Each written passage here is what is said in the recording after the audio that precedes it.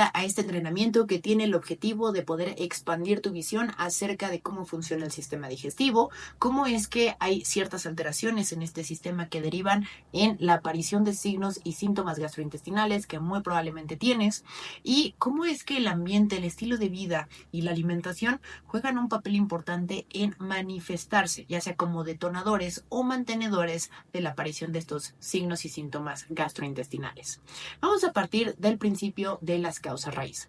Vamos a imaginarnos un árbol, y en las raíces de este árbol, que es donde el árbol manda o tiene todo su código genético partiendo de una semilla, y donde absorbe los nutrientes de la tierra, el agua, para tener un proceso de biotransformación a través del tronco y que finalmente se puede expresar en hojas o en un fruto. Muchas veces cuando pensamos en una enfermedad creemos que ese es el problema a resolver, o cuando tenemos un signo o síntoma, ese es el tema a resolver, pero la realidad es que solamente es una manifestación de un desbalance que está pasando originado por causas raíz, es decir, en las raíces. No tratamos de corregir el fruto porque salió mal, tratamos de mejorar la tierra, tratamos de mejorar el sustrato, los nutrientes, para que entonces a través de las raíces el fruto sea diferente. Vamos a ver en esta imagen que justamente muchas de las causas raíz pueden ser mal sueño, disfunción mitocondrial, que es la producción de energía a través de un organelo dentro de las células, de cada célula, de todas las células tienen este organelo, que es la mitocondria, y se encarga de convertir la energía que ingresa en energía para que la célula pueda funcionar. La disbiosis, que es la alteración de la microbiota intestinal, el estrés crónico, sensibilidades alimentarias, exposición a toxinas, inflamación crónica, alteraciones gastrointestinales, patógenos, que son microorganismos que pueden hacernos daño, el sedentarismo o los desbalances hormonales. Y que posteriormente las enfermedades que van a derivar de uno o múltiples factores que sumados potencian el efecto de la aparición de estos síntomas. Vamos a ver que tenemos el eczema, el acné, alteraciones tiroideas, síndrome premenstrual, síndrome de intestino irritable, enfermedades cardiovasculares como hipertensión o diabetes, autoinmunidad, depresión, ansiedad. Entonces, partiendo de este entendimiento de que las causas raíz son lo que debemos resolver y que las enfermedades son lo que se manifiesta por el desbalance que hay en las causas raíz, podemos pasar al siguiente punto, que es entender cómo funciona el sistema digestivo. El sistema digestivo tiene 4 fases fundamentales y cada fase o cada proceso le precede al otro. Es decir, si es ingestión, digestión, absorción y excreción, la ingestión precede a la digestión precede a la absorción precede a la excreción. Ahora vamos a entender que el resto de los sistemas dependen de una correcta salud gastrointestinal y absorción de nutrientes. La pregunta del por qué comemos, más allá de por ansiedad, antojo, porque nos gusta, es porque si no nos morimos. Necesitamos meter nutrientes a nuestro cuerpo para que una vez absorbidos, el resto de sistemas puedan ocuparlos y funcionar. Si no se absorben estos nutrientes porque hay un desbalance en el sistema digestivo, entonces el resto de sistemas empiezan a fallar y en muchas ocasiones derivan en enfermedades. Y entonces es por eso que hoy entendemos que para tratar muchas de las condiciones que no creeríamos que están relacionadas con el intestino, se inician tratándose con el intestino. Ahora, vamos a ver que el proceso de ingestión va a comenzar en el momento en el que pensamos en comer, en el momento en que sentimos hambre, en el momento en el que también sentimos saciedad, también se inicia este proceso o está presente este proceso de ingestión. Todas las elecciones que tenemos respecto a los alimentos y en el momento en el que nos llevamos un alimento a la boca y este entra en contacto con la saliva y los dientes, se da inicio al proceso de digestión. Tenemos dientes más allá de para tener una bonita sonrisa, para triturar alimentos, convertir trozos grandes de alimentos en trozos pequeños. La saliva va a tener la función de aportar enzimas digestivas, amilasa y lipasa salival, para empezar a descomponer carbohidratos y grasas. En este momento que inicia el proceso de digestión es fundamental hacerlo correctamente, ya que si no, vamos a empezar a crear problemas en el resto del proceso.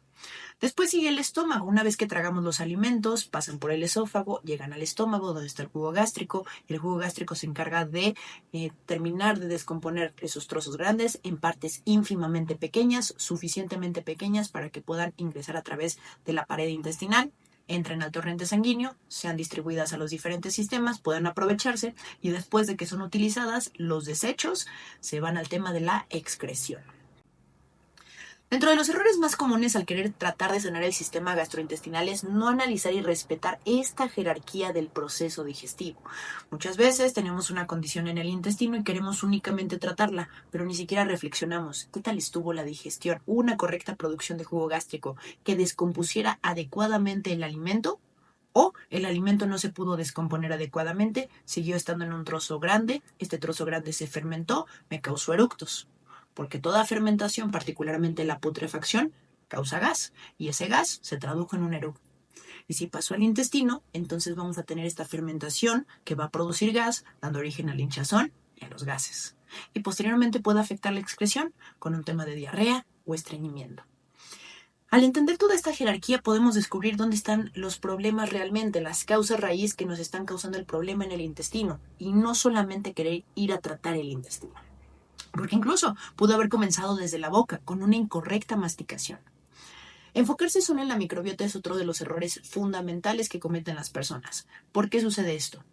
Cuando se sienten mal, tienen síntomas gastrointestinales, toman probióticos y se sienten bien. Están rebalanceando la microbiota por ese breve periodo de tiempo. Pero ¿qué pasa? Dejan de consumirlos y porque no trataron las causas raíz que pudieron encontrarse en la alimentación, en el sistema digestivo, en el ambiente o en el estilo de vida, reaparecen esos signos y síntomas.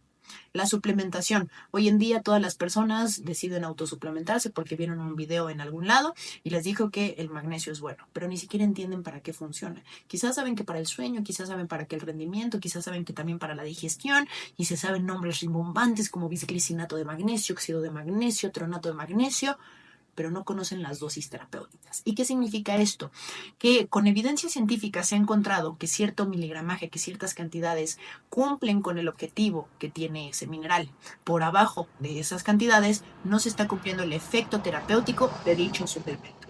Y entonces, pues las personas arbitrariamente dicen, no, yo creo que una pastilla, 2 pastillas, se la toman y no ven beneficios. O a lo mejor sí lo ven, pero no como desearían porque siguen apareciendo los síntomas gastrointestinales. A veces ni siquiera tienen la osadía de leer la etiqueta nutrimental para saber cuántas cápsulas necesitan para la porción y cuánto de la porción, o más bien cuánto de esa porción les está aportando del mineral o de lo que tratan de suplementarse, desconociendo radicalmente si están o no alcanzando la dosis terapéutica.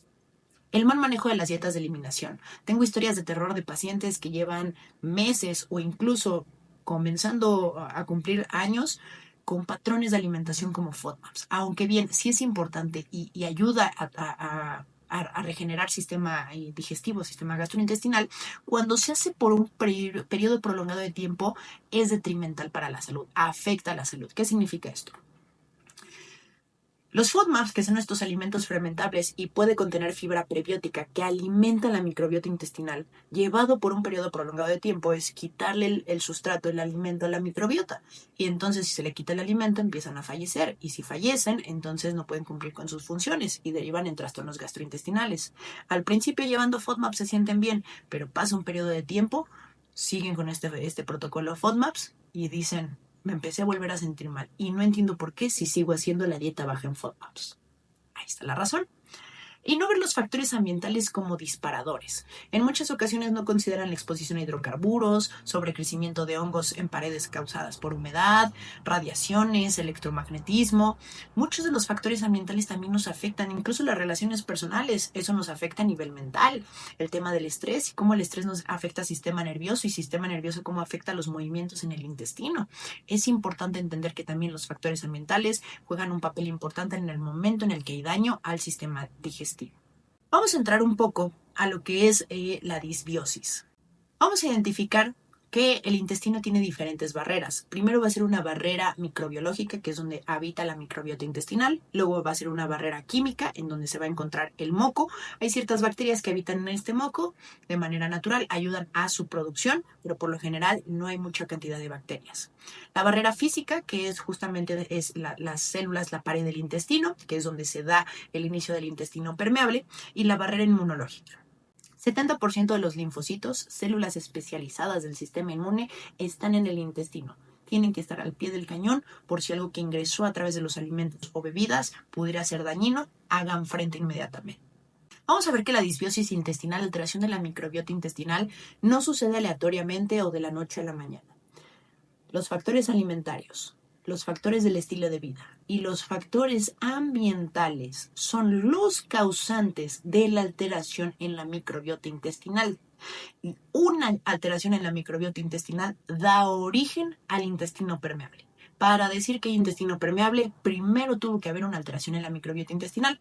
Y para que hubiera una alteración en la microbiota intestinal, primero tuvo que haber un desbalance en la alimentación, en el estilo de vida y en el ambiente. Una microbiota saludable va a disminuir la inflamación.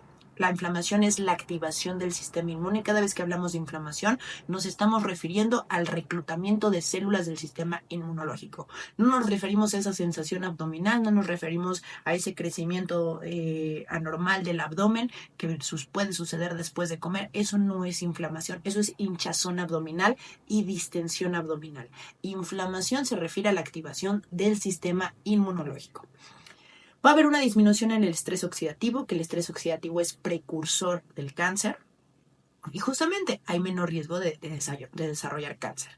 Mientras que una microbiota intestinal alterada más síndrome de intestino permeable incrementa la inflamación, el estrés oxidativo, mayor riesgo de cáncer y al haber intestino permeable, que significa esta separación de las uniones estrechas en el intestino es permeable naturalmente, permite el paso de moléculas de un tamaño muy pequeño, como el agua o los iones. Pero cuando se separan estas uniones estrechas, hay una mayor infiltración de moléculas de mayor tamaño que no deberían atravesar esta barrera. Y entonces, al entrar al torrente sanguíneo, el sistema inmunológico se enciende para hacer frente a esta infiltración.